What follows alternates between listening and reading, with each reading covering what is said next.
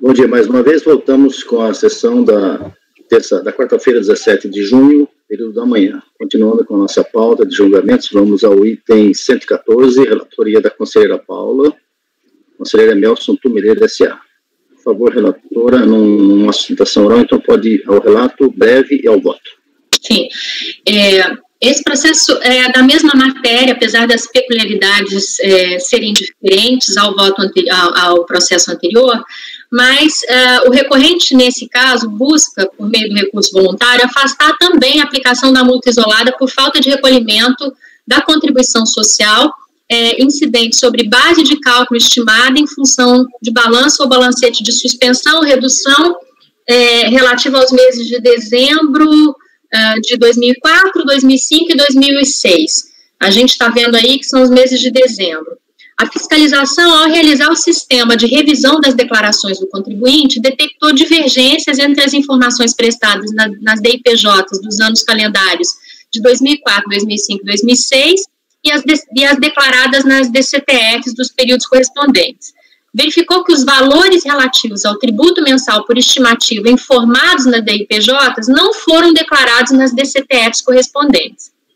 Mas, embora ele não tenha encontrado comprovante de recolhimento dos valores relativos ao tributo mensal por estimativa informado na DIPJ dos períodos analisados, verificou que esses mesmos valores de estimativas dos tributos declarados nas DIPJs dos anos calendários que a gente mencionou, foram declarados como ajustes anuais nas DCTFs e recolhidos conforme ajuste anuais. E os documentos, as DIPJs, estão nas folhas 89 a 99, 128, 129 e 130. Mesmo assim, a fiscalização lavrou a multa isolada pela falta de recolhimento das estimativas no percentual de 50% dos valores dos pagamentos mensais não realizados. Só para a gente, eu pontuei esses pontos para ver aí algumas diferenças do caso anterior, eu já vou para o voto, tá? O recurso voluntário apresenta as condições para a sua admissibilidade e, portanto, dele conheço. O recorrente busca, por meio de seu recurso voluntário, afastar a aplicação da multa isolada pela falta de recolhimento da contribuição social sobre o lucro líquido, incidente sobre a base de cálculo estimada em função de balanço ou balancete de suspensão ou redução relativa aos meses de dezembro de 2004 a 2006. E os valores estão aí dispostos nessa planilha do meu voto.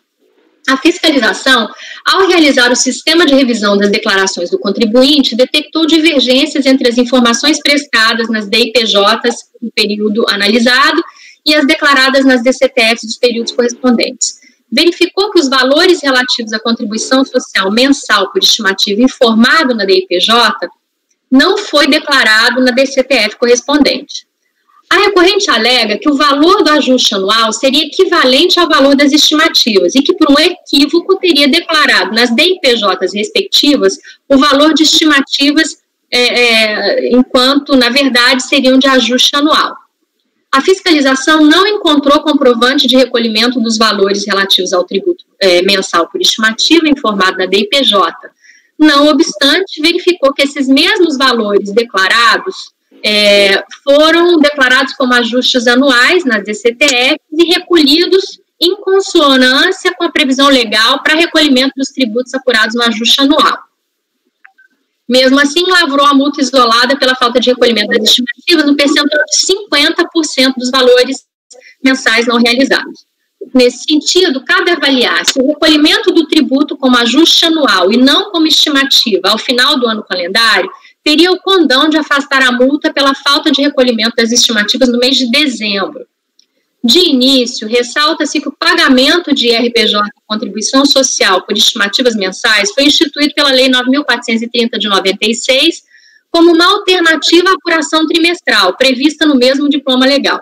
Feita a opção pelo recolhimento de estimativas mensais, o descumprimento do recolhimento das estimativas enseja a aplicação de multa isolada no percentual de 75% nos termos do inciso 4º, parágrafo 1º do artigo 44 da Lei 9.430 de 96, em sua redação vigente à época dos fatos. Eu colo aí a legislação. Segundo o referido dispositivo legal, a multa isolada aplicável pela falta de recolhimento de estimativas mensais do tributo seria de 75%, e não de 50%, conforme percentual aplicado pela fiscalização. Da mesma forma, o referido percentual deveria ter sido aplicado sobre o valor da totalidade ou diferença do tributo não recolhido, ou seja, da diferença entre o total do tributo devido no final do período e a estimativa não recolhida, se ela for menor. Em caso, como o valor do tributo foi integralmente recolhido ao final do período, mesmo que a destempo, a base de cálculo da multa seria zero e, portanto, não haveria valor a recolher, porque há diferença. Tal constatação, por si só, já seria suficiente para anular o auto de infração nos termos do artigo 142 do CPM, vez que a alíquota e a base de cálculo utilizadas para a determinação do valor da multa carregam vícios insanáveis. Mas, se ainda não bastar, supletoriamente, cumpre também observar o disposto na súmula CARF 82 vinculantes, que estabelece: após o encerramento do ano calendário, é incabível o lançamento de ofício de RPJ ou CSL para exigir estimativas não recolhidas. Ora, sendo as estimativas meras antecipações do fato gerador do tributo, conforme sugere a redação original do artigo 44 da Lei 9.430 de 96, anterior à promovida pela Lei 11.488 de 2007, o entendimento majoritário da jurisprudência à época dos fatos geradores das multas lavradas era de que, fim do ano calendário, não seria possível exigir o pagamento de estimativas e, consequentemente, também não seria admissível a cobrança das multas isoladas pela falta de recolhimento das referidas estimativas. A título ilustrativo, transcrevo algumas decisões proferidas por esse Conselho Administrativo Fiscal que julgaram inaplicável a multa isolada após o encerramento do ano calendário. Aí eu colo a jurisprudência. É certo que o artigo 44 da Lei 9.430 de 96 foi alterado pela Lei 11.488 de 2007, posteriormente à data do fato gerador, para diminuir o valor da multa isolada para o patamar de 50%, bem como para estabelecer que sua base de cálculo deixa de ser a totalidade ou a diferença da antecipação do tributo não recolhido, mais o valor do pagamento mensal que deixar de ser efetuado. Essa alteração na redação do dispositivo, que estabelece a base de cálculo da multa, teve como objetivo afastar o entendimento da jurisprudência consolidada até aquele momento de que a multa isolada incidia sobre um tributo antecipado, como o próprio caput do artigo 44 sugeria em sua redação original. Ocorre que, nos termos do artigo 144 do CTN, o lançamento reporta-se à data da ocorrência do fato gerador da obrigação, e rege-se pela lei então vigente, ainda que posteriormente modificar por revogado. Sendo assim, deve-se aplicar o artigo 44 da Lei 9.430 de 96 em sua redação original, e não na redação mais atual, conforme utilizada pela fiscalização. Ressalta-se, no entanto, que nos casos relativos a prestações pecuniárias, a aplicação da lei posterior ao fato gerador só é possível para garantir ao contribuinte o direito de aplicação de norma mais favorável, desde que ainda não tenha havido extinção do crédito tributário ou decisão definitiva do processo instituído para sua cobrança, nos termos do artigo 106, inciso 2, a linha C do CPM. Assim, quando se trata de prestações pecuniárias, deve-se aplicar ao lançamento sempre a lei mais favorável ao contribuinte, dentre aquelas que tiveram vigência a partir da data do fato gerador da multa. Conclui-se, portanto, que o cálculo da multa, segundo a norma vigente à data do fato gerador, é mais benéfica recorrente, pois reduz o valor da base de cálculo a zero e, portanto, o auto de infração não deve ser mantido nesse sentido. Diante do exposto, voto por dar provimento ao recurso voluntário para afastar a incidência da multa isolada nesse caso.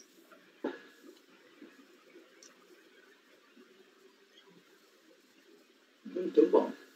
Discussões abertas. Nesse caso, não seria aplicação da súmula? Porque anterior à operação legislativa de 2007, na questão da multa isolada? Não. Eu não usei a aplicação da súmula integralmente, eu usei a súmula para embasar meu voto. A súmula, deixa eu falar, a súmula fala em recolhimento de estimativas, tá? Sim. A gente está falando de multa isolada, que são duas coisas diferentes. Exato, tá? Por isso que eu disse que aqui a discussão, eu olhei os autos aqui, Paula, desculpa até. A discussão aqui é basicamente assim, o contribuinte, nesses 3 anos calendário, ele deixou de recolher a estimativa de dezembro e recolheu lá em março como ajuste anual. A princípio, o balanço de suspensão dele coincide com o ajuste anual, mas ele deixou de recolher em dezembro para recolher em março. Então, a discussão aqui é basicamente se cabe a multa isolada de dezembro. Só isso. Exato. Foi isso que eu disse no começo do voto. E, então, se cabe, porque o contribuinte, assim, ó, deixou de recolher em dezembro, ele apurou até base de cálculo positiva da CCLL, só que ele deixou de recolher em dezembro porque ele achou que não cabia recolhimento de estimativa em dezembro. Isso. Deixou para recolher em março. E na DIPJ, ele colocou esse valor, que era exatamente o valor do ajuste anual. Eu olhei o processo. No teu caso, é idêntico. Aqui a discussão aqui, essencialmente, cabe o lançamento, cabe a estimativa, para ver se caberia, por dependência, a multa isolada, de recolhimento em dezembro da estimativa.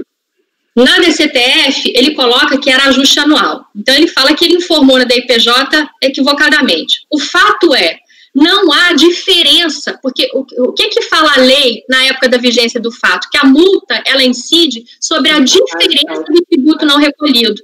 Então, você pega o ajuste anual, pega o que seria devido de estimativa, e essa diferença é que a multa incidiria. Como não existe diferença, a base de cálculo é zero. Só que a aplicação do dispositivo posterior, que foi o que o fiscal usou, para usar o percentual de 50%, a multa incide, a base de cálculo, não é mais a diferença do valor do ajuste anual com a estimativa, é o valor que não foi recolhido, então seria o valor integral. E aí sim, teria 50% sobre 151 mil, que eu acho que é o tributo não recolhido. Suponha lá, que seja 100. Então, você está vendo que a aplicação da norma posterior não é mais benéfica que a aplicação da norma vigente ao fato. E aí o meu argumento aqui, apesar de eu ter usado o argumento da súmula e aquele outro para fundamentar até o voto, que nem seria necessário, o que eu estou dizendo aqui é que o cálculo realizado pela fiscalização foi equivocado. E, portanto, enseja uma nulidade aí no auto de infração. Eu posso até excluir essa parte do voto para fundamentar que eu entendo que não caberia aí a multa no final do ano por não recolhimento da estimativa de dezembro. Mas aqui deixa fundamentado pelo erro de cálculo, de mensuração da base de cálculo e erro na alíquota. O que ele fez? Ele usou uma lei posterior, que nem era a lei vigente na época do fato gerador, para prejudicar o contribuinte. E aí isso não é possível. Você tem essa informação, você tem certeza absoluta que ele prejudicou o contribuinte e apurou um valor diferente? Você tem certeza disso absoluta? Sim, ele aplicou 50% sobre o valor integral do tributo não recolhido. Esse foi o lançamento. Não, ele aplicou a multa isolada em dezembro, do valor que deixou de ser recolhido de estimativa de dezembro. E o contribuinte tem aquela visão de que dezembro não cabe estimativa. É a mesma discussão. É a mesma situação. É a mesma situação. A discussão aqui, ó, o contribuinte, mesmo batendo, o contribuinte fez um balanço de redução e suspensão em dezembro. Quem fez foi o contribuinte. Oi? Quem fez foi o contribuinte. Foi o contribuinte. Aí, em vez de recolher em 31 de janeiro e depois no ajuste não ter que recolher nada, ele deixou para recolher em março. Sim, aí ficou devendo esse motivo nos autos. Paulo. Só que eu não estou entrando, eu estou entrando primeiro na nulidade. Porque ele alega também que a alíquota utilizada não era a alíquota da época. E aí, eu realmente trabalhei nisso. O que o fiscal fez? O fiscal aplicou o percentual de 50% sobre a totalidade da estimativa. E, na época dos fatos, a norma que deveria ser aplicada era 75% sobre o valor da diferença do tributo. Mas aí é a questão da alíquota percentual, que vai beneficiar ele, não importa o momento. Mas aí o ponto que a Paula está colocando é o seguinte: você não pode analisar a norma isoladamente. A alíquota, de fato, é mais benéfica. Só que a questão é, adotando-se a norma anterior, você não teria base de cálculo. Por consequência, 75 de zero é melhor do que 50% de alguma coisa. Alguém quer falar? Alguém mais quer falar? Evandro, Wilson? Estou dando uma olhada aqui no processo. Tá, então continua olhando. Deixa eu dizer o seguinte, aproveitando aqui esse momento que o Evandro está vendo o processo, nós temos mais um processo desse contribuinte, que é a mesma matéria, acho que é contribuição social, né? Que acho que é imposto de renda, lá é contribuição social, ou vice-versa. Pelo fato da pauta ser temática, esse processo está colocado amanhã, e a princípio a gente não poderia trazer para a pauta, antecipar o processo de amanhã, mas no caso, como não há sustentação oral e a matéria é exatamente a mesma, eu vou pedir para a conselheira Paula, o que você fez agora nesse processo é exatamente igual no próximo, né? Então, só que um é contribuição social, o outro é IRPJ, o período de apuração é o mesmo, é tudo igual. Então eu vou já estar julgando os dois processos, deixar bem claro, porque depois eu digo o número dele, porque senão a gente vai ter que voltar amanhã dessa mesma discussão se os fatos são exatamente idênticos, segundo a conselheira acabou de colocar. Evandro, está pronto já para colocar seu voto? Posso prosseguir? Pode. Muito bem. A proposta da relatora, então, é dar provimento ao recurso. Marco Rogério. Presidente, acho que eu vou pedir vista desse processo, se não houver objeção. Eu quero pensar um pouco mais essa matéria. Objeção não tem nenhuma, você tem direito de pedir vista. Só tem que dar anuência para todos os pedidos de vista, né? Eu estou dando. E não só esse, o outro também, né? Eu acho que é oportuno. Eu quero refletir um pouco sobre essa questão aí da legislação. É uma matéria interessante que a conselheira trouxe, eu acho que vale a pena analisar. É uma matéria que merece atenção mesmo. Muito bom, Paulo, seu voto. Então, vista a conselheiro Marco Rogério desse processo e do outro, você tem o número aí, Paula, para já deixar gravado na gravação e registrar na gravação. Paula? Você está sem microfone. Então, são dois processos. 1108 005908 2009-20. 293. Oi? 293. 293? O número da pauta, 293. Ah, sim. E o outro é o 293, exato. 114 e 293. Então, os dois processos, para que registrado na gravação, os dois processos, como são matérias absolutamente idênticas, só mudando o tributo, estão com vista concedida ao conselheiro Marco Rogério. Tá? Julgamento encerrado, continuando a nossa pauta. O item 115, agora o conselheiro Leonardo Luiz Pagano Gonçalves, item 115 não tem sustentação oral, então Pagano, o contribuinte chama-se Godoy, Indústria de Alimentos S.A., pode disponibilizar o seu voto com o relatório sucinto e direto ao voto depois, porque não há sustentação. Pagano, à vontade. Presidente, devido à temática da matéria, a gente podia julgar o outro de baixo, o do Carlos, são as mesmas coisas, mas... Sim, só que o de baixo, o conselheiro, foi retirado de pauta a pedido da Procuradoria da Fazenda Nacional. Qual? O Carlos? Isso. Carlos, o item 116, Carlos Alberto Munhoz Romagnoli e Companhia Limitada, processo retirado de pauta por solicitação da Procuradoria da Fazenda Nacional. Bom, então vamos lá. Então você fica realmente só restrito ao 115 aí, que é o processo da Godoy dos Alimentos S.A. Ok? Ok. Então a matéria a ser tratada aqui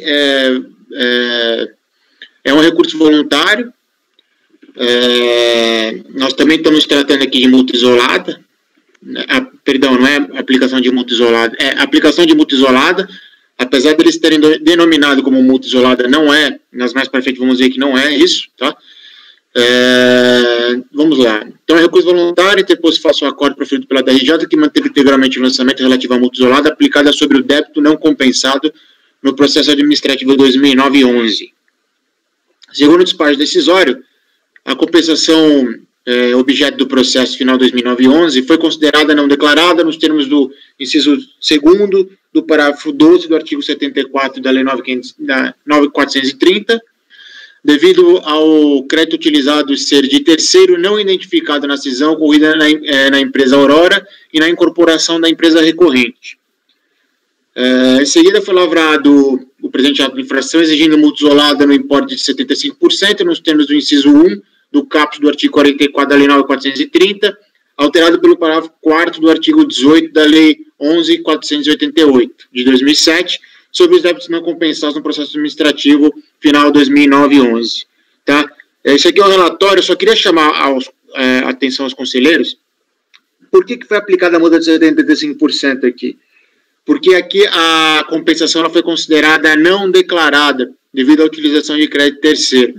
E aí ocorre o deslocamento da fundamentação do inciso, tá? Do artigo 44, ele fica, é o inciso 1º do artigo 44, tá? Que é quando a compensação, né, ela foi considerada não declarada. Passar o voto, tá? O recurso voluntário é tempestivo, trata de matéria de compensação desta Corte Administrativa, devendo assim ser admitida. A matéria a ser julgada trata-se de verificar se a multa isolada aplicada sobre os débitos não compensados no processo administrativo final 2009-11 deve ser mantida ou não. Segundo o despacho decisório proferido nos autos processos 2009, final, né, 2009-11, colacionado nesse processo as folhas 9/13, o pedido de compensação foi considerado não declarado nos termos do inciso 2 do parágrafo 12 do artigo 74 da 9.430, devido ao crédito utilizado ser de terceiro não identificado na cisão ocorrida na empresa Aurora. Tá? Vejamos o dispositivo.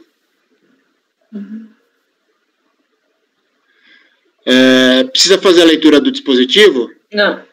Tá. Sendo assim, a fiscalização decidiu lavrar o laudo de infração, exigindo multa isolada no importe de 75% nos termos do inciso 1º do caput do artigo 44 da 9.430, alterado pelo parágrafo 4º do artigo 18 da Lei 11.488 de 2007, sobre os débitos não compensados no processo administrativo. Vejamos os dois dispositivos na autuação. Aqui vem o artigo 18, que eu acho que não será necessário a leitura. O artigo 44, eu só vou chamar a atenção aqui no inciso 1º, que é multa de 75% sobre a totalidade da diferença do imposto ou contribuição nos casos de falta de pagamento ou recolhimento, de falta de declaração e nos declaração inexata, que é o caso que ocorreu no processo, tá? Então aqui nós estamos falando simplesmente do falta de pagamento de estimativa, nós estamos considerando o pedido de compensação, a declaração daquela compensação feita no outro processo como inexistente, tá? Deixa eu falar. Considerado como não declarado, exatamente isso. Assim, tendo visto os fatos expositivos que fundamentam a autuação, entendo que o lançamento está correto em seus termos. Aqui, a recorrente, no recurso voluntário dela, ela é muito restrita a dois pedidos, né? São pedidos de inconstitucionalidade, que nós podemos julgar, e pedido de sobrestamento. Só que o sobrestamento do processo, deste processo até o julgamento final do outro processo, de final de 2009-11, não é viável, porque, tendo em vista a análise feita pelo Comprot, o outro processo de final de 2011 ele já está encerrado e arquivado, tá? E a decisão não homologou, e a decisão foi no sentido de não homologação da compensação requerida. Sendo assim, entendo que não deve ser provido o pedido de sobrestamento feito pela recorrente, eis que o processo que tratou de compensação já foi definitivamente julgado. Quanto às demais alegações, né, propriamente ditas, né, também deixo de analisá-las, eis que não se pode julgar o mérito da compensação neste processo em epígrafe, ou seja, todos os pedidos que foram relativos à compensação, o mérito da compensação feita no outro processo de final de 2009-11, nesse processo nós não podemos analisar, porque a gente só está analisando a multa propriamente dita, tá? E quanto às inconstitucionalidades, eu deixo de conhecer também, porque nós estamos impedidos, né, devido à súmula CARF 02. Então eu vou já no sentido do final do meu voto, que vai eu conheço do recurso voluntário e nego o provimento. Esse é o meu voto. Alguém quer se manifestar? Senão vamos ao voto. Paulo. Agora você tá chamando a Paula para falar por você? Não, é porque ela levantou a mãozinha, ué. Você marcou. Eu só vi que ela tinha levantado a mãozinha. Eu não sabia que tinha a mãozinha. A Paula já falou em cima da hora. assim, falou eu sou uma professora diligente, entendeu? Presta atenção. Sabe aqueles programas de TV que quem apertar primeiro responde? Marco Rogério. A gente não fez pedido em relação à multa, né, doutor Leonardo? Ele só pediu a declaração da inconstitucionalidade e a compensação para sobrestar o julgamento em relação ao processo, a outro processo, certo? Eu consegui abrir aqui o recurso, então não tem muito pedido, né? Não tem que analisar o mérito da questão, porque ele não pediu. A matéria, vou ser sincero, doutora Paula, a matéria que nós íamos realmente analisar o mérito e ir mais a fundo era no próximo processo do Carlos Munhoz, que foi retirado. Esse não está aqui. Já infelizmente, nós hoje não poderemos analisar mais a fundo essa matéria. Assunto encerrado, discussão encerrada. Marco, votando. Acompanhe o relator.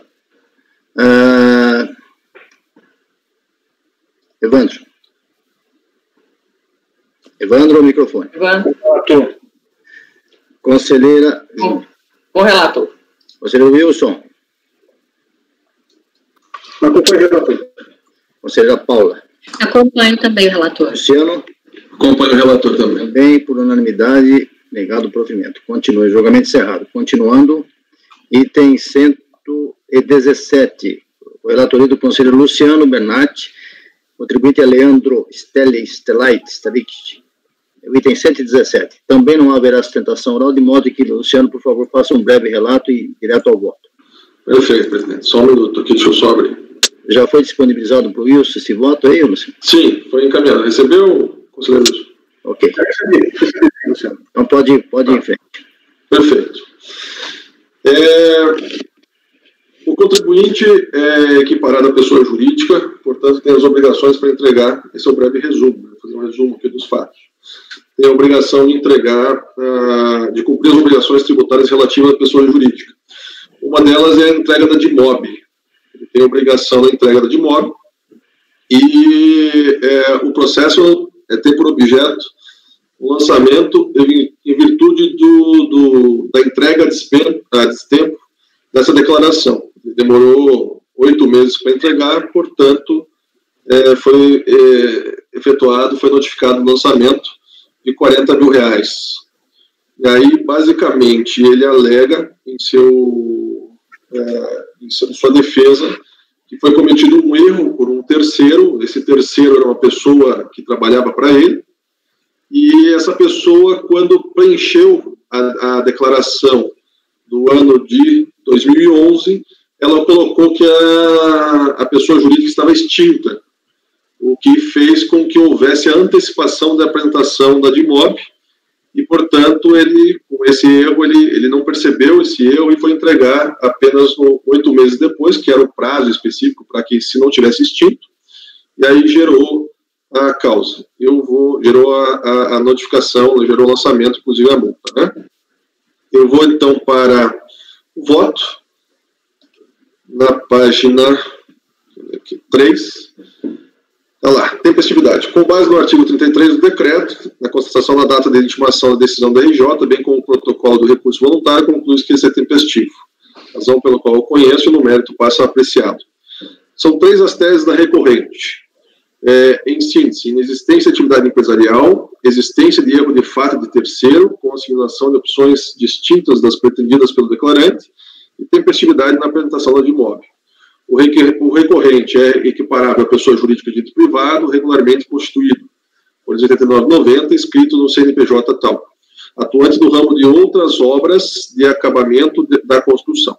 Dentro dos aspectos materiais do seu objeto social, o recorrente tinha contra si a obrigação tributária acessória, consistente na apresentação de declaração de informações sobre a imobiliária de DIMOB, os termos dos parágrafos 2º e 3º do artigo 113, ECAT e demais aplicáveis à legislação, demais aplicáveis ao caso.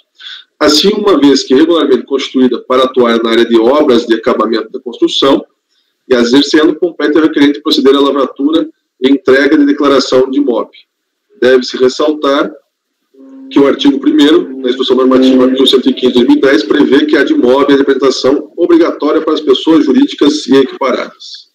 Assim, ainda que o recorrente assevere não exercer atividade empresarial e ter CNPJ, entre aspas, não somente para equiparação à pessoa jurídica, outro não pode ser entendimento, senão aquele pela apresentação obrigatória da declaração, ou seja, deve. Quanto à existência de erro de fato no lançamento e entrega da declaração evocada pela parte, se tem que o recorrente deixe de observar que a imputação de fato a terceiro, que não requerente, não afasta, mitiga ou desconstitui a obrigação dos lançamentos outrora informados, bem como não se lhe desincumbe o exercício de fiscalizar as operações em seu nome realizadas, em especial aquelas que podem se verter em penalidade, como a do presente caso. Esta é, inclusive, situação abarcada pelo disposto no artigo 136 do CTN, que prevê que a responsabilidade por infrações da legislação tributária independe da intenção do agente ou do responsável e da efetividade, natureza e extensão dos efeitos do ato, salvo disposição de lei em caso contrário. No caso, ainda que a pessoa que preencheu e entregou a declaração não fosse o próprio requerente, aquele agia em nome e sob a responsabilidade deste. É para se reconhecer que o contribuinte teria observado o prazo de entrega de imóvel apenas se não tivesse situação especial, causada pelo seu próprio equívoco. Contudo, não foi isso que ocorre. Mas que o mesmo não observou o prazo para a apresentação da citada declaração, de modo que a incidência da penalidade administrativa é cabível. Diante do disposto, voto no sentido de conhecer o recurso para negar-lhe provimento. Bom, delimitando a discussão, é mais uma daquelas obrigações de fazer, que não foram cumpridas, e tem uma penalidade. Resumidamente, é isso. As alegações e as manifestações foram trazidas pelo conselheiro Luciano. Alguém tem alguma dúvida? Senão eu vou passar a votação. Eu queria fazer aqui uma colocação. Eu olhei aqui nos autos e a situação da empresa em 2013 é que ela estava ativa, então ela realmente não foi encerrada. Pode, de fato, ter havido aí um erro no preenchimento, né? E agora minha pergunta tudo bem, se ele tivesse encerrado, ele teria que antecipar a entrega dessa declaração, mas, no caso, ele entregou na data ou na data determinada, caso ele tivesse ativo, caso a empresa tivesse ativa? Sim. Aí eu acho que talvez tenha havido um erro de fato mesmo, já que na própria Receita Federal dá para ver que a situação da empresa estava ativa, ela não tinha sido encerrada ainda. Não, na verdade, na Receita Federal estava como extinta, porque ele declarou isso. A partir desse momento, né, o sistema da Receita todo, com essa declaração, ele ficou, na verdade, reconhecendo como extinto. Então, tá. Aí chegou no prazo para ele entregar a antecipação da declaração, ele não entregou. E foi entregar somente depois. Aí que foi... Desculpa, Luciano, mas olha só, na página 43 aqui do e-processo, do recurso voluntário, se você entrar aí no recurso voluntário do contribuinte, na página 43, está aí o CNPJ dele com a situação cadastral ativa. E ele foi emitido em 2013, olha, em 13 de setembro de 2013. Então, quer dizer que a própria Receita, aí é uma interpretação que eu entendo, pode ter, de fato, havido erro aí, um erro no preenchimento, porque como ela estava ativa e ela entregou na data prevista para entrega das empresas ativas, eu entendo aqui que talvez a multa não seja cabível por erro no preenchimento mesmo, já que a verdade material aqui é que ela estava ativa. Tá? É a minha posição, tá? Sim, ele nunca alegou que fechou. Ele alega que foi um erro efetivo. Ele errou a declaração, né? Extinguiu. Aí, enfim, eu também tive dúvida em relação a esse processo, Paulo. Eu posso dizer que eu fiquei, poxa, foi um erro de fato. Mas, enfim, tendo em vista o 136, né? Ele vê que não trata da subjetividade, é objetiva, a responsabilidade é objetiva em relação às multas. E aí, enfim, não tive como fugir do 136, pelo menos na minha opinião. Claro que, se tiverem outros argumentos, tal, né, enfim, até os conselheiros aí podem decidir de maneira diferente, mas eu não consegui uma maneira de fugir do 136. Eu acho que aí não houve, na verdade, se o erro de fato afastar, né, o fato gerador, porque o fato gerador aí da antecipação da entrega da declaração seria se ele realmente tivesse se errado, mas o mero erro de ter informado sim e não numa declaração, considerando que ela entregou a declaração, né, na data correta, como se ela tivesse ativa e como de fato ela estava ativa, no meu entendimento aqui, em virtude do princípio da verdade material, eu afastaria a multa. Mas é a minha posição. Eu acho assim, eu tenho olhado aqui no processo, contribuinte, isso aí é um problema sério, tá? Rapidamente falando. Desde 2010, a receita para microempresas e empresas de pequeno porte, a pessoa não precisa mais ir na receita levar os registros da junta comercial para informar a baixa. Então, a receita, isso aí abriu mão, e isso gera esse tipo de problema. O que, para mim, aqui, eu acho assim, há uma probabilidade alta aqui da empresa ter baixado na junta, ter informado uma declaração de baixa na receita, e aí ela entregou a DIMOB e foi multada. Eu não estou dizendo que ocorreu isso, há uma possibilidade disso. Para mim aqui ficar tranquilo, para dizer que foi um erro de fato, ele ter trazido o registro da junta dizendo que ele não deu baixa, ele não trouxe isso nos autos, eu olhei. Marco, é o seguinte, pelo que o Luciano relatou, eu estou tentando ver o processo, tudo ao mesmo tempo é difícil, mas a gente tenta, né? Ele não teria registro na junta, ele é uma pessoa física equiparada jurídica aí, que só tirou o CNPJ para poder cumprir essa obrigação acessória. Então, essa informação da junta a gente não vai ter de qualquer maneira. Mas tem o registro de pessoas... Não sei se tem, viu? Não sei se tem o registro. Mas ele, na verdade, ele não alega que fechou, ele alega que estava aberto. Ele falou, olha, foi um erro. Nós erramos, né? Eu estou aberto, estou funcionando normalmente. O que aconteceu foi um erro. Então, mas pode falar, Júlia, um de cada vez, por favor. Tá. Eu acho que aí o problema, na verdade, pensando aqui melhor sobre a situação, é que não é simplesmente o fato dele não ter cumprido a obrigação acessória, é porque não existia o pressuposto que demandava que ele cumprisse, né? Qual é o pressuposto? A verdade é essa. Qual é o pressuposto? De estar inativo. A antecipação da obrigação acessória pela qual ele foi multado, o pressuposto é que ele não existia. Quer dizer, que ele não estava nas atividades. Não. Encerradas as atividades. Esse é o problema. Deixa eu ler aqui rapidamente a impugnação inicial, que é onde ele se manifesta, acho que totalmente. Ele diz lá ao contribuinte, né? Por erro cometido ao preencher a declaração de informações de MOB, anexo cópia da primeira feita incorretamente, da segunda retificadora, também anexo cópia dos recibos de entrega, tal. No período em que fazer prova que foram feitos em datas anteriores e posteriores à posta por engano, para fazer prova que nunca houve o encerramento de suas atividades. O contribuinte está dizendo expressamente que nunca teve encerramento de atividades. Isso que me preocupa. Eu não sei qual vai ser a posição de vocês, mas eu estou até antecipando já a minha posição. Eu vou declinar isso aqui, vou votar no sentido de converter isso em diligência para que eu faça isso aí. Porque é uma matéria de prova, é uma autoinfração os valores, independentemente de valores, mas é uma pessoa física que está aí como jurídica, né, por necessidade, são valores que eu acho que se não forem corretos em lançamento, não pode prevalecer. Ao mesmo tempo, não vejo que nos autos não dá para ter essa informação coerente. Então, eu já vou antecipar. Eu vou, mesmo que vencido, vou propor uma diligência. Esse é o meu ponto de vista. Não, eu não me oponho à diligência, não. Bom, eu peço então que cada um se manifeste agora. A proposta do Luciano é de negar provimento. Marco. Aqui no complementar, presidente, antes de votar, ele tem que ter um registro, ou de pessoa... Sim, Marco, ele tem que ter o registro, e provavelmente ele tem no cartório em algum lugar, mas aqui não dá para ver isso agora. Sim, eu sei. Eu também fiquei em dúvida aqui. Eu vou aderir à sua ideia e vou abrir divergência para converter em diligência. E você já faz o voto vencedor.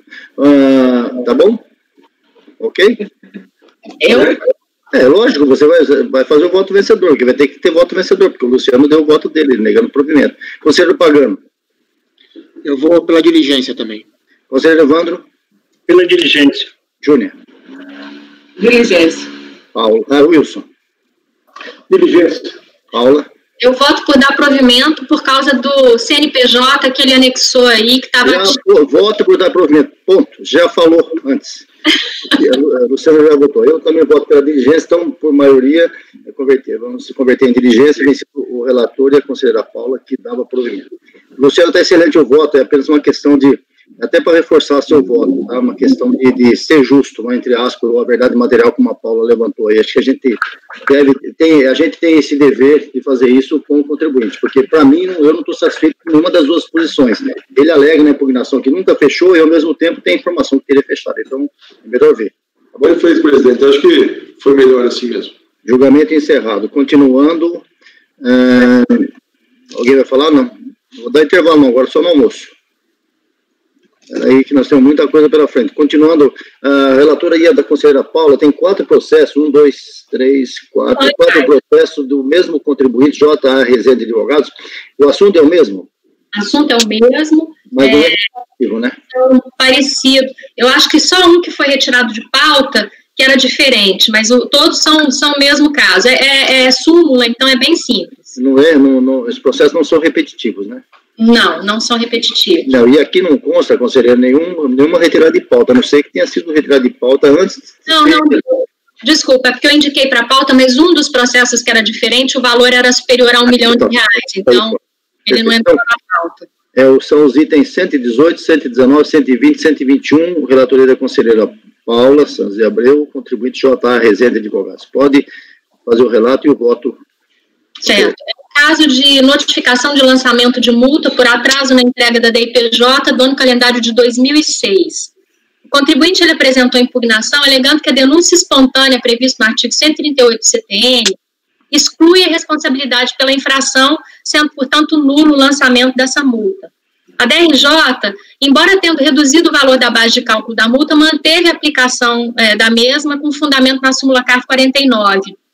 A contribuinte, então, ela apresenta recurso voluntário, alegando em síntese que a transformação da obrigação acessória, quando convertida em obrigação principal, legitima o benefício da denúncia espontânea, prevista no artigo 138 do CTN, que a multa seria desproporcional, pois afeta a capacidade de desenvolvimento e sobrevivência da empresa, e pugna pela inaplicabilidade da súmula CARF número 49, sem, contudo, explicar o porquê.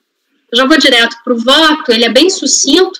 A recorrente busca, por meio do seu recurso voluntário, afastar a aplicação da multa pelo atraso da entrega da DIPJ do ano calendário de 2006, sob a alegação de que a denúncia espontânea, nos termos do artigo 138 do CTN, justificaria tal exclusão, pugnando pela inaplicabilidade da súmula CARF número 49, sem, contudo, fazer qualquer menção sobre qual seria o distinguishing que poderia afastar o afastamento, que poderia ensejar o afastamento de tal precedente. Ocorre que, nos termos do artigo 45, inciso 6º do anexo 2 do regimento interno deste Conselho Administrativo de Recursos Fiscais, as súmulas devem ser obrigatoriamente observadas nos julgamentos dos recursos por esse colegiado, não cabendo qualquer discricionariedade em sua aplicação. Nesse contexto, a súmula vinculante CARF número 49 estabelece que a denúncia espontânea, artigo 138 do CTN, não alcança a penalidade decorrente do atraso na entrega de declaração. Diante do exposto, voto por negar provimento ao recurso voluntário. É o voto. Alguma dúvida? Súmula, né? Não. Súmula. Os 4 processos estão negados o provimento ao recurso voluntário. Marco Rogério. Acompanho. Você sumiu aí, agora voltou. Acompanha. O que você é, presidente? É que você deu uma congelada aí. Pagano? Acompanho. Evandro? Acompanho. Júnior? Acompanho. Wilson? Acompanho, relatora. Luciano? Acompanho. Também acompanho, unânime. Obrigado, Paula. Continuando o item 122, Leonardo Pagano Gonçalves, contribuinte é Milton Machado Luz, e tem mais um contribuinte de seguida, não sei se é o mesmo assunto, 123, Associação dos Agentes de Saúde de Sinop. Os dois são relatoria do Pagano e, por não ter sustentação oral, disponibiliza o voto e faz o relato e é o voto. Começando com 122. Tá? O voto já está disponível, tá? Vamos lá. Trata-se de julgamento de recurso voluntário que depois faça o acórdão da DRJ, que julgou parcialmente procedente a impugnação da recorrente e decidiu manter o lançamento de ofício e reduzir a multa para 75% nos termos do que foi julgado definitivamente no processo principal da pessoa jurídica, Churrascaria Comante, de número final 9408, e Churrascaria Recanto Gaúcho, de final 9437.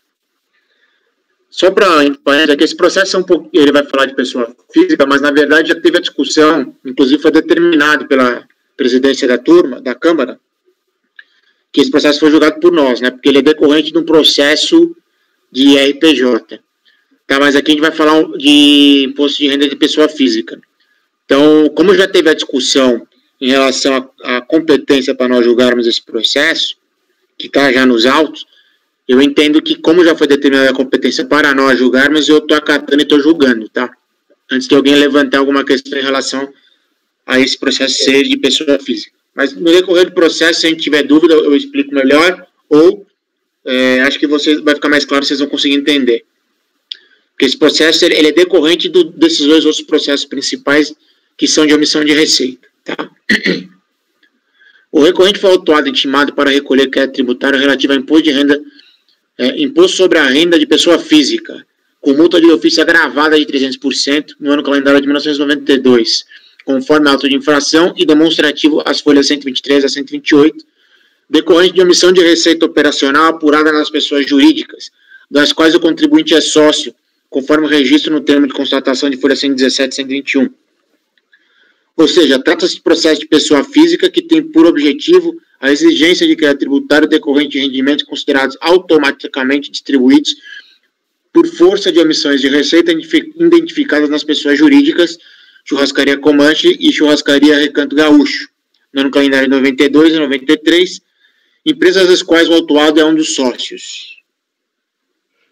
O lançamento ocorreu em procedimento fiscal único que albergou as ações contra as pessoas jurídicas acima mencionadas e também os reflexos de fonte de tributação nas pessoas físicas dos sócios, sendo esse processo que trata de isenta de fonte reflexo dos processos das pessoas jurídicas. Ficou claro agora, presidente e demais conselheiros? Uhum. Os processos das pessoas jurídicas foram julgados no primeiro Conselho de Contribuintes e a contribuinte informada com decidido um acórdão 103.018.965, interpôs recurso de divergência à Câmara Superior de Recursos Fiscais. O presidente da terceira Câmara daquele órgão julgador administrativo de segunda instância negou o seguimento a recurso da pessoa jurídica, denominada Restaurante Churrascaria Recanto Gaúcho, as folhas 203, por meio do despacho de folhas tais. Por meio do despacho número tal, de 1998, de folha 254. Foi interposto agravo de instrumento, que foi rejeitado por meio do despacho número tal, de novembro de 1999, de folhas tais. Em 7 de 10 de 2002, a contribuinte para se beneficiar do disposto da medida provisória 66 de 2002, convertida em lei, né, na época 10.637 de 2002, em relação ao processo da pessoa física, pediu desistência parcial do recurso de divergência referente ao processo da Churrascaria Comanche ao presidente da Câmara Superior de Recursos Fiscais.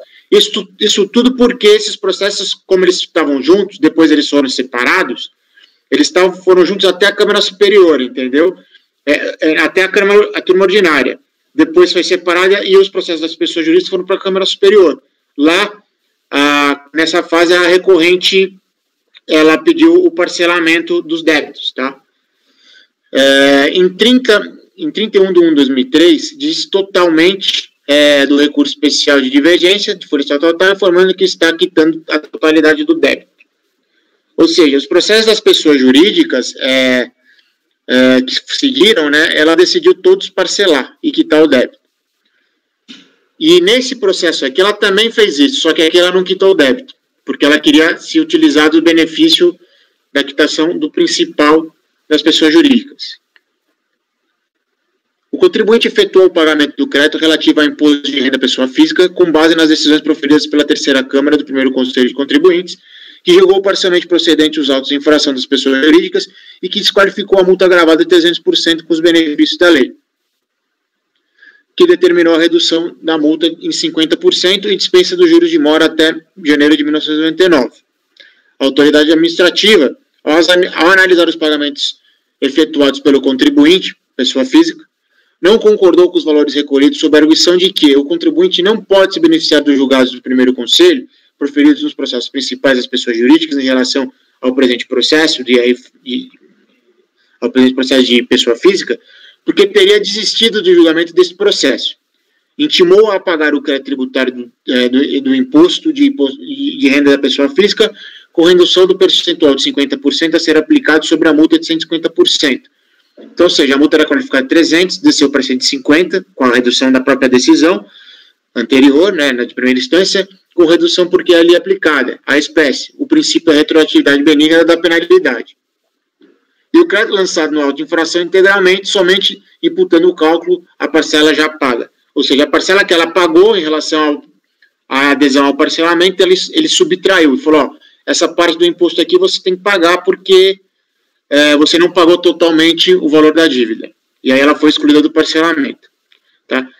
Ao considerar a autoridade administrativa que não houve pagamento integral, um dos requisitos do artigo 5º da portaria conjunta da Secretaria da Receita Federal e PGFN, entendeu a fiscalização que não poderia o contribuinte aproveitar-se dos benefícios do artigo 20 da medida provisória, disciplinado pela portaria conjunta acima citada, além de não constar dos autos do processo a desistência expressa do presente processo.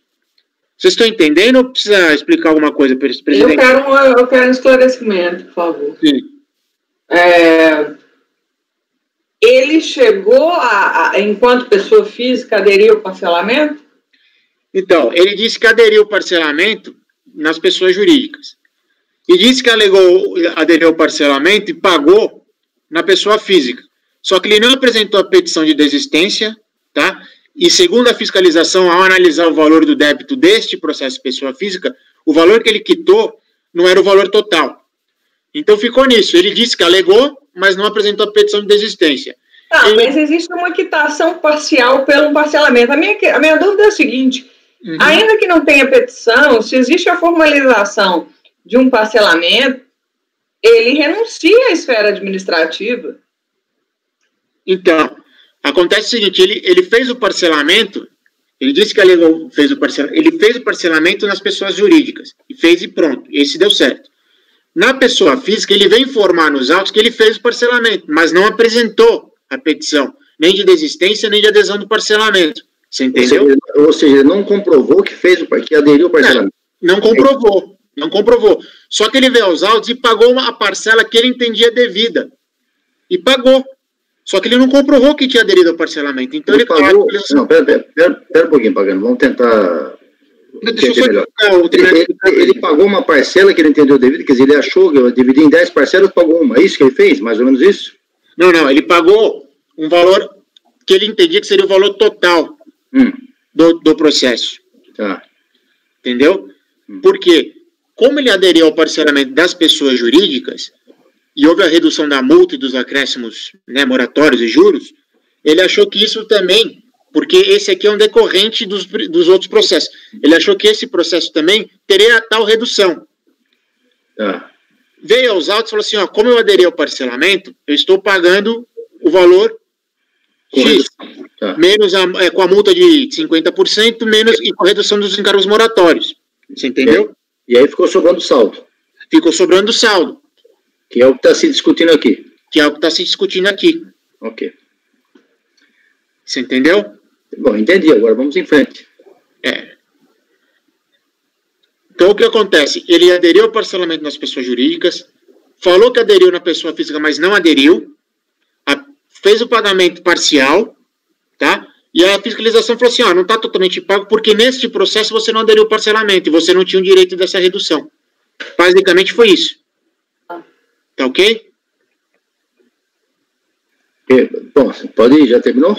Não. A DRJ, ao julgar a impugnação da recorrente, entendeu que ao reconhecer que o contribuinte não poderia se beneficiar do decidido nos processos das pessoas jurídicas, né, referente à tributação das pessoas jurídicas, por não ter ocorrido o julgamento referente à tributação da pessoa física, bem como verificou que os recolhimentos efetuados relativos ao presente crédito da pessoa física, efetuados nas datas de 30/2 de 92, 2003 e 30/1 de 2003, apesar de estarem dentro do prazo determinado para anistia, não teriam sido suficientes para quitar o débito, e concluiu que o presente processo deveria ser julgado.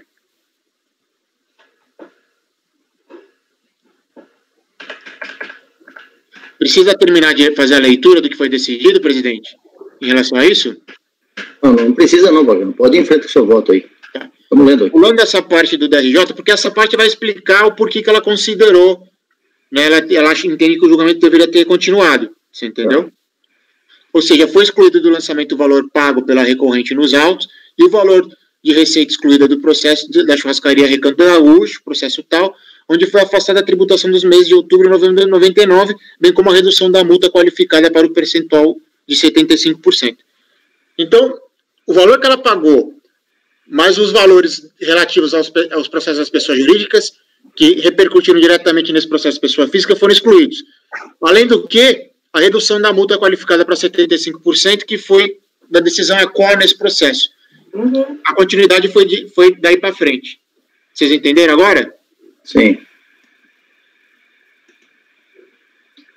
Entendemos. O que me preocupa é que esses processos são, pelo que eu vi, decisão de 97, coisa super antiga, né? São valores, né? Isso que me preocupa. Saber se isso é devido mesmo, se está correto. Você tem condições de definir isso com o compulsar dos autos aí, pagando? Dá para ver isso? Aí dá para ter certeza de que ficou sobrando valor para pagar mesmo? Então, como eu pulei aquela parte do acórdão, presidente, que estava explicando, ali, ó, se vocês voltarem no relatório e analisarem aquela parte do acórdão, que eu pulei, vocês vão ver no parágrafo de número 29 para frente, que foi feita a apuração dos valores, entendeu? Eles fazem a apuração valor por valor de UFIR, transformando depois para Cruzeiro Real, que vai chegar em real. E aqui ele vai explicar o valor que sobrou, o que não sobrou. Ele faz o cálculo exatamente do que sobrou. Sim. Mas aqui ele está falando do lançamento da PJ, né? E depois aí o reflexo. São coisas diretamente ligadas, né, presidente? Não, mas o que eu penso é o seguinte: vamos tentar circunscrever esse julgamento aqui. Nós estamos julgando aqui um valor, você não falou isso, mas só queria confirmar, que tinha o lançamento da pessoa jurídica, depois, por reflexo, veio nessa pessoa física, e lá na jurídica, a jurídica pagou com as reduções lá que eram a lei previa, e na pessoa física ele também achou que poderia ter isso e não teve. Então, ele devia 100 e, olha, com a redução eu devo pagar 70, e foi lá e pagou 70. Aí a fiscalização disse, não, aqui você não tem redução, é 100 mesmo, não tem nada de 70. É isso que está discutindo. Isso aí. Como é que nós vamos ter certeza absoluta disso passados 23 anos praticamente? Não, porque a fiscalização, ela fez essa apuração naquela época, né, presidente? Falando, ó, você está devendo tanto. Isso lá pelos anos 2002, 2003. Você entendeu? Porque ela emite uma notificação falando, ó, você pagou isso, mas você continua devendo tanto, então pague. Bom, ok. Alguém tem mais alguma dúvida para colocar aí? Senão eu vou colocar em votação. Então, a proposta do relator é negar provimento e manter os lançamentos. É isso, Pagano? Vocês vão analisar aqui que eu fiz uma prejudicialidade, né? Que eu queria remeter o processo para a segunda sessão no meu voto. Mas vocês podem desconsiderar isso, porque isso já foi decidido por uma decisão da presidência da Câmara, né? Então, essa possibilidade, ela não existe, tá? Não dá para fazer isso, não. Pagano? Oi.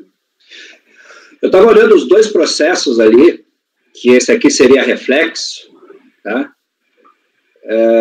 A churrascaria Comanche, que é o final 08, ele é apenso a esse processo, então ele não foi extinto ainda, né? Não foi determinado. Não, ele já tem decisão da Câmara Superior definitiva, entendeu?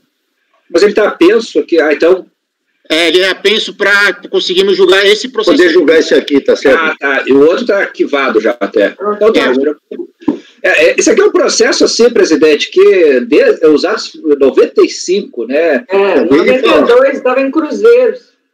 A gente, se o cara pagou ou não pagou, isso aí tem que ser discutido com a unidade. Pois é o que eu estava querendo colocar. Eu não sei nem se a unidade tem condições de fazer um cálculo desse, mas com toda a certeza do mundo, eu não tenho. Sim, nem nós. Então, eu, seja lá o que for, eu vou antecipar, eu, de novo, acho que isso aí, se alguém tem condições de dar uma luz nessa história toda, é a unidade de origem, sinceramente. Então, por mim, eu já vou antecipar meu voto, eu vou votar para converter em diligência, mesmo que seja vencido. Não, presidente. Eu acho que aqui, a replicar a decisão, já que ele é um reflexo, é o melhor a decidir aqui, presidente. Foi o que eu fiz. O problema de cobrança e de execução é um problema lá na folha. Liquidação foi depois. É um reflexo. Mas, bom, tudo bem, vamos votar. Vota, Marco. Eu acompanho o voto do relator como ele é reflexo, ele acompanha o decidido nos outros processos. E acompanha o relator. Espera um pouquinho. Ele é reflexo, mas pelo que eu vi, pelo que eu entendi, no outro processo, o contribuinte pagou corretamente, parcelou, pagou, porque ele tem direito a essas exonerações todas que a lei lá trouxe. Aqui não é da mesma situação. Mas o reflexo... Ele é reflexo. O reflexo é dos fatos geradores. Sei não. Bom, tudo bem. Você acompanha o relator. Conselheiro... Agora, Evandro. Eu vou acompanhar o relator também aí, replicando isso okay. Então, acordo da RJ. Ok. Conselheira Júnia. Eu acompanho o relator. Conselheiro Wilson. Acompanho o relator também. Conselheira Paula. Eu acompanho o relator.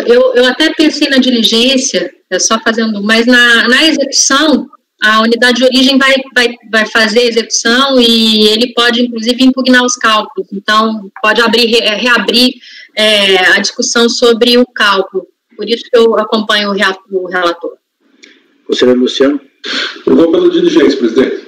Eu também já disse, vou pela diligência. Acho que reabrir não seria um problema. Qual é o problema de reabrir? A gente pode reabrir quantas vezes for, desde que se... Aí volta o princípio eterno da verdade material. Essa é a verdade material? Não sei. Então...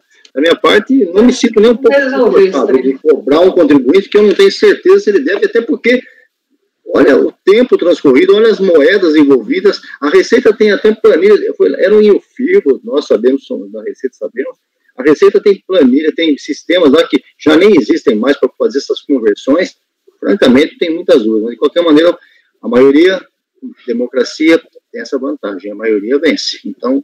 Por maioria, negado o provimento, julgamento encerrado, vencidos eu e o Luciano, que votávamos pela conversão em diligência. Próximo para o INSS também, item 123, Associação dos Agentes de Saúde de Sinop, também não há sustentação oral, portanto, relatório resumido e voto.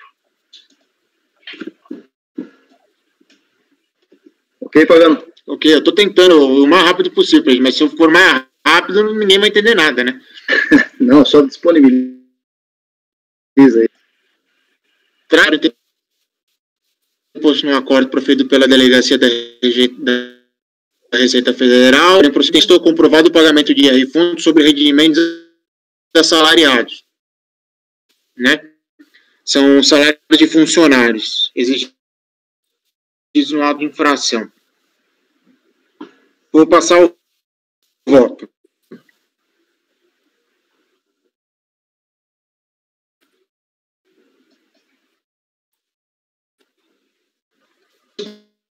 Pagamentos e pedidos efetuados sobre rendimento de trabalho assalariado, que se faça as pagas instituídas pela lei de 2003 serem de fato. Em relação aos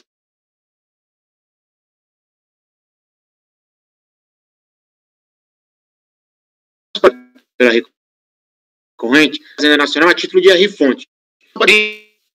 Está bem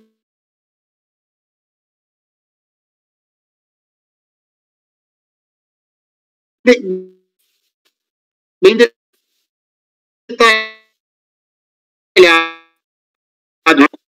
18.311 e 18 mil. Quanto aos pagamentos efetuados relativos ao ano público, como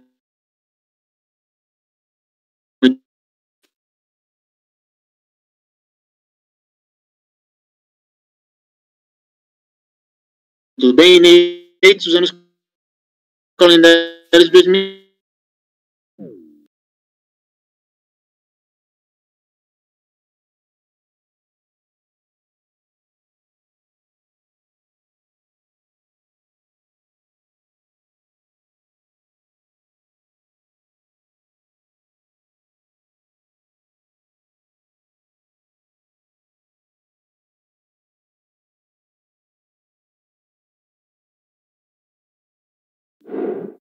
Recorridos o prazo de adesão ao parcelamento especial, a recorrente requeriu inclusão de novos débitos, passando a fazer pagamentos antecipados até que fosse proferida a decisão pela autoridade competente de indeferimento do parcelamento devido à intempestividade do pedido, conforme folha 122. Então, a recorrente requer que tais valores pagos antecipadamente sejam considerados no lançamento excluídos ou compensados. Tal requerimento de exclusão e compensação não pode ser feito em sede de revisão do lançamento devido à falta de previsão legal.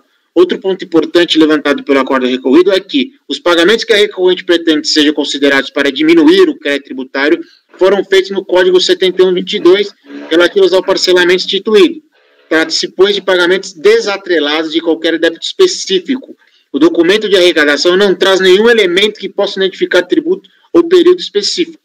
Sendo assim, nego provimento a mais a esta alegação da recorrente relativa ao abatimento da compensação dos valores pagos a títulos de parcelamento. Continua, presidente. Alguém tem alguma dúvida até aí? Então vamos continuar, depois a gente vota tudo. Com todo o devido respeito ao patrono da causa, foi um recurso visando continuar no processo administrativo, mas não teve efetividade no mérito do processo, entendeu? Tá. Quanto à alegação relativa à impossibilidade de cobrança da multa, também entendo que o acordo recorrido deve ser mantido nesta parte, eis que, de acordo com o princípio da estrita legalidade, a multa deve ser aplicada quando ocorre a falta de pagamento do imposto, como no presente caso. Ou seja, a falta de pagamento do IR-fonte está objetivamente caracterizada na legislação, imputando a aplicação da multa combinada no artigo 44 da 930, sendo irrelevante a alegação de erro quanto à interpretação da lei. Desta forma, entendo que a multa deve ser mantida nos seus termos do que foi imputado no auto de infração. Pelo exposto, conheço o recurso e nego o provimento. É meu voto. O propósito do relator é negar provimento ao recurso pelos motivos já devidamente traduzidos no voto que ele acabou de proferir. Alguém quer se manifestar? Então vamos ao voto. Júnior quer falar?